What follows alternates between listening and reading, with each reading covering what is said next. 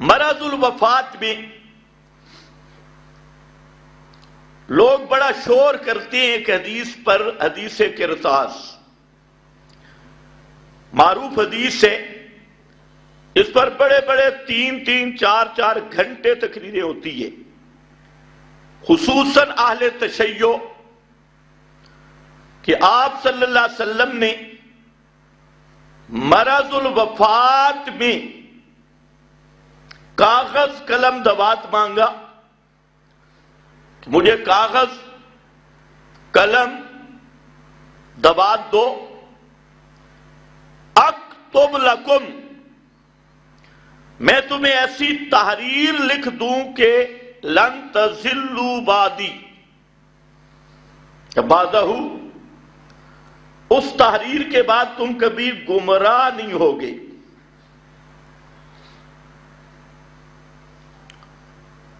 تو کرتاس اسی کاغذ وغیرہ کی وجہ سے معروف ہے۔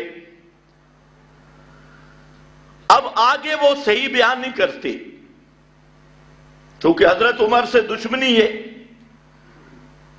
آگے جو حدیث کے لفظ ہے ان کو وہ ہضم کر جاتی، کئی سنی اور کئی شیعہ بھی۔ حالانکہ فہم حدیث کا ضابطہ یہ ہے کہ جب ایک مضمون کی حدیث آئی تو اس کے سارے طرق جمع کرنے چاہیے، سب کے سب طرق جب سامنے آئیں گے نتیجہ بعد میں نکلے گا۔ کہ بعض الفاظ کچھ راوی بیان کرتے ہیں، کچھ چھوڑ جاتی ہیں، تو سب راویوں کا بیان جب سامنے آئے تب پتہ چلتا ہے کہ پیغمبر کریم کا فرمان کیا ہے اور راویوں کی رائے کیا ہے۔ انہوں نے جو روایت بالمعنی کی ہے، تو خیر وقت نہیں، بڑا کم ہے، تو وہاں اہل بیت نے اختلاف کیا۔ کس نے اختلاف کیا؟ اہل بیت نے، اختلاف اہل البیت۔ اب انہوں نے کس پہ لگا دیا؟ حضرت عمر کے ذمہ۔ اہل بیت نے اختلاف کیا کہ کتاب یعنی کاپی قلم دوات دینی چاہیے یا نہیں، تو دو گروہ بن گئے اہل بیت کے۔ اور پھر یہ بھی دیکھنا ہے کہ مرض الوفات میں تو آپ کے قریبی رشتہ دار ہی تھے، حق کی ان کا حضرت عمر تو اپنے گھر سے آئے تھے، تو حضرت علی تھے، حضرت فاطمہ رضی اللہ تعالی عنہ، تو اللہ نے کچھ عقل بھی دی ہے۔ اب یہ جملہ بیان کرتے ہوئے ان کے ہونٹ کانپ جاتے ہیں کہ اصل حقیقت کیوں نہیں بتاتے پوری۔ اہل بیت نے اختلاف کیا، بعض نے کہا کہ کاغذ قلم دوات دینا چاہیے، بعض نے کہا نہیں، آپ صلی اللہ علیہ وسلم تکلیف میں ہیں، اگر کوئی ضروری بات ہوئی تو بعد میں یہ کام ہو جائے گا۔ تو یہ دو رائے ہوئی کس کی؟ اہل بیت کی۔ اب حضرت فاروق اعظم بولے، اور حضرت فاروق اعظم اہل بیت کی تائید میں بولے۔ جو ایک گروہ کہہ رہا تھا کہ آپ صلی اللہ علیہ وسلم تکلیف میں ہیں، اور آپ بھی دیکھیں آپ کسی سے عقیدت رکھتے ہیں، محبت رکھتے ہیں، اور اس کے پاس آپ گئے، وہ تکلیف میں ہے، اور وہ خود کہتے ہیں جی میں آپ کا یہ کام کر دیتا ہوں، تو آپ کیا بولتے ہیں کہ نہیں جی آپ کو ابھی تکلیف ہے، بعد میں ہو جائے گا۔ تو یہی بات اہل بیت نے کی۔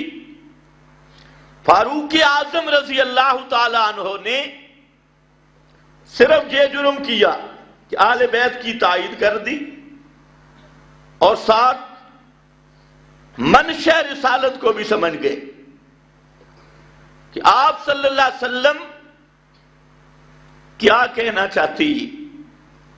فاروق اعظم سمجھ گئے کہ یہ ہمارا امتحان لیا جا رہا ہے کہ قرآن کے ہوتے ہوئے کسی اور تحریر جس کا تعلق ہدایت اور ضلالت کے باب سے ہو تو پھر قرآن کی کفایت تو نہ ہوئی. حالانکہ قرآن خود کہتا ہے ان فی ھذا لبلاغا لقوم عابدین. لبلاغا کا معنی تمام اہل تفسیر نے کیا لکفایتن. فرمایا ان فی ھذا اس قرآن میں کفایت ہے ہر مومن کے لیے. ہدایت کے لیے قرآن کافی ہے. اور وہی قرآن جو کہہ رہا تھا الیوم اکملت لکم دینکم، یہ تو 80 دن وفات سے پہلے آیت اتری تھی کہ دین مکمل ہو گیا. اور یہ حکم بھی آ گیا ادخلوا فی السلم کافہ.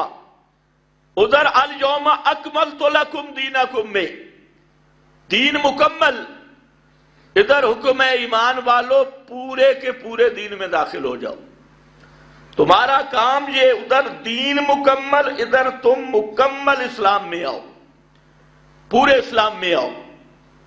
خیر بہرحال تو فاروق اعظم سمجھ گئے کہ یہ ہمارا امتحان ہے. اس لیے ایک بہترین جملہ فرمایا حسبنا کتاب اللہ، ہمیں اللہ کی کتاب کافی ہے ہدایت کے باب میں. حسبنا کتاب اللہ، اللہ کی کتاب کافی ہے باب ہدایت میں، ہدایت کے مضمون میں. آپ صلی اللہ علیہ وسلم نے فرمایا قوموا انی، ٹھیک ہے تشریف لے جاؤ. اب تھوڑا سا غور کرنا ہے. اصل حدیث کا مطلب تو یہ ہے جو میں نے بیان کر دیا. اس میں فاروق اعظم کی وفاداری ثابت ہو رہی ہے یا جفا ثابت ہو رہی ہے؟ یہ تو فاروق اعظم کی سب سے بڑی منقبت تھے اور یہی سبق آپ نے پوری زندگی دیا کہ قرآن کو حاکم مانو. اور اسی سبق کو فاروق اعظم نے دہرایا. لیکن یار لوگوں نے اس کو بھی فاروق اعظم پر اعتراض بنا دیا. یہ بھی فاروق اعظم پر اعتراضوں میں سے ایک اعتراض ہے. لیکن ہم تو سب صحابہ کا احترام کرتی ہیں اور احترام صحابہ اپنے ایمان کا جز حقیقی سمجھتی ہیں، اضافی بھی نہیں.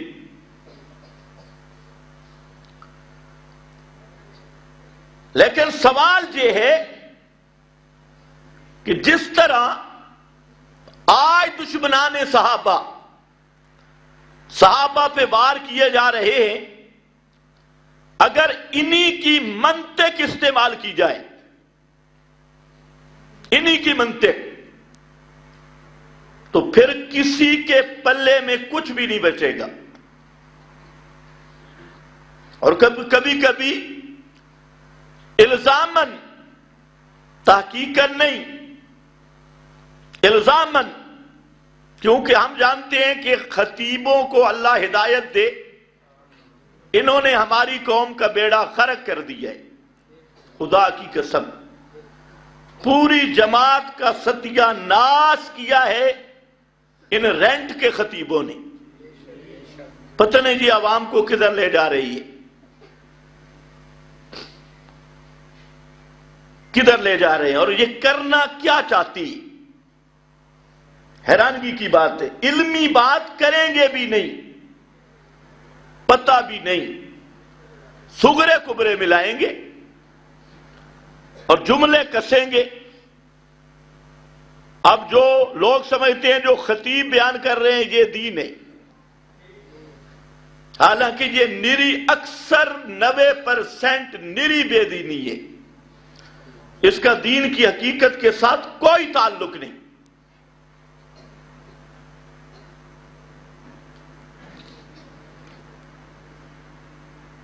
توجہ ہے نا؟ اس لیے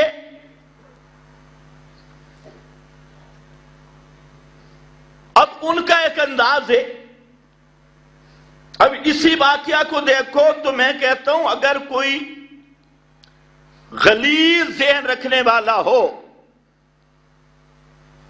جس نے حضرت فاروق اعظم پہ اعتراض کیا، تو اسی طرح کوئی غلیظ ذہن والا دوسرا وہ حضرت علی پہ اعتراض کر سکتا ہے کہ فاروق اعظم نے اگر قلم کتاب کاغذ نہیں دیا تو حضرت علی بھی وہاں موجود تھے، حضرت علی نے کیوں نہیں دیا؟ جبکہ یہ کہنا بھی یہ چاہتے ہیں کہ حضرت علی کی خلافت لکھنی تھی،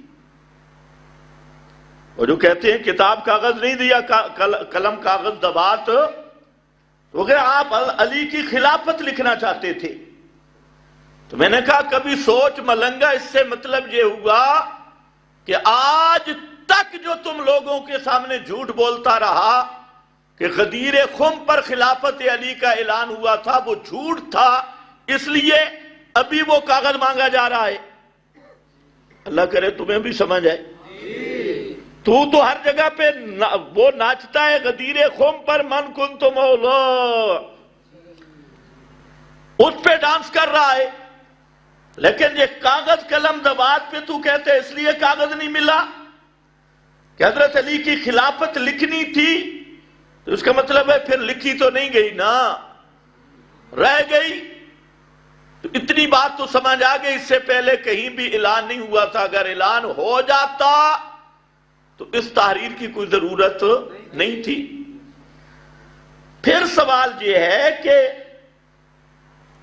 فاروق اعظم نے اگر قلم دبات نہیں دیا تو حضرت علی نے کیوں نہیں دیا؟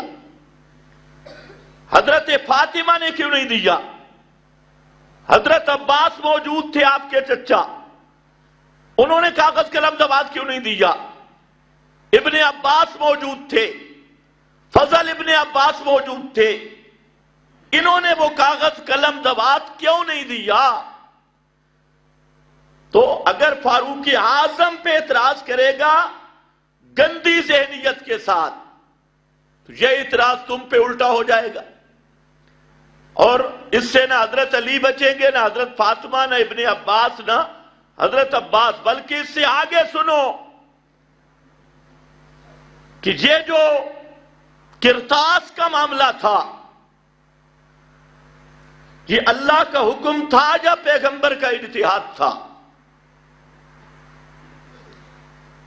جبکہ بات چل رہی ہے ہدایت اور ضلالت کی، تو اگر یہ اللہ تعالیٰ کی وحی تھی تو پھر تو اعتراض معاذ اللہ پیغمبر پہ آئے گا کہ اللہ نے لکھنے کا حکم دیا اور ایک آدھ شخص کے کہنے پہ آپ نے اللہ کا حکم ہی نہیں پہنچایا، تو پھر بلغ ما انزل الیک من ربک، اس کا کیا معنی ہوگا؟ پھر اس کا کیا معنی ہوگا؟ آپ نے تو حجۃ الوداع پہ اعلان کر دیا تھا حل بلغت، تو سب نے کہا قد بلغت ونصحت، آپ نے پہنچانے کا حق ادا کر دیا اور پورا پورا پہنچایا۔ تو آپ نے فرمایا اللہم اشہد، اللہ تو گواہ بن جا کہ یہ سارا مجمع کہہ رہا ہے کہ میں نے پورا دین پہنچا دیا ہے۔ یہ وفات سے 80 دن پہلے، اور اگر یہ کوئی نیا حکم تھا من جانب اللہ تو اس کے بعد بھی پیغمبر کریم 3 دن تک زندہ رہے، آپ نے نہ کاغذ منگوایا۔ یہ جمعرات کا واقعہ ہے، اور جمعہ، ہفتہ، اتوار سوموار والے دن آپ کی وفات ہوئی، اور یہ واقعہ ہے شب جمعہ کا، خمیس کا واقعہ۔ اور جس دن آپ کی وفات ہوئی، وفات سے پہلے نبی کریم علیہ السلام کی بیماری میں افاقہ آ گیا، اور صحابہ خوش ہوئے کہ آپ کی بیماری اب ختم ہو گئی ہے۔ اسی وجہ سے بعض صحابہ اپنے اپنے کاموں پہ بھی چلے گئے۔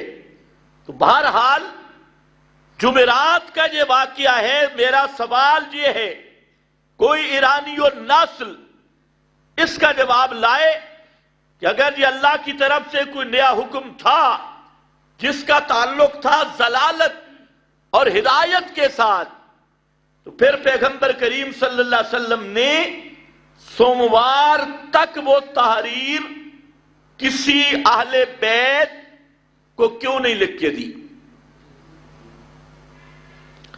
یا خمیس کے بعد آپ نے پھر کاغذ قلم دوات مانگا ہو، حالانکہ حضرت فاروق اعظم تو وہاں پر پھر موجود ہی نہیں تھے۔ پتہ نہیں آپ کو سمجھ بھی آئی ہے کہ نہیں؟ وہاں تو آپ کی بیٹی تھی حضرت فاطمہ، حضرت علی۔ تو یہ یار لوگوں نے ایک قصہ بنا دیا۔ تو میں نے آپ کو بتایا کہ فاروق اعظم نے اسی حقیقت کو سمجھا ہے کہ یہ پیغمبر کریم ہم سے امتحان لے رہی ہے کہ قرآن کے ہوتے ہوئے کسی اور تحریر کی بھی ضرورت ہے۔ 30 پارے کا قرآن موجود، کامل دین موجود، پیغمبر اعلان کر چکے ہیں، سب کچھ بیان ہو گیا، صحابہ سب یہ گواہی دے کے آئے ہیں میدان عرفات میں۔ تو اب کوئی نیا حکم نہیں، یہ امتحان تھا اور اس میں کامیاب سب ہوئے، اہل بیت بھی، حضرت علی المرتضیٰ بھی، فاروق اعظم بھی، لیکن تائیدی سبقت مل گئی فاروق اعظم کو۔ اور یہ نعرہ کہ حسبنا کتاب اللہ، یہ ہے کتاب اللہ کی حکمرانی۔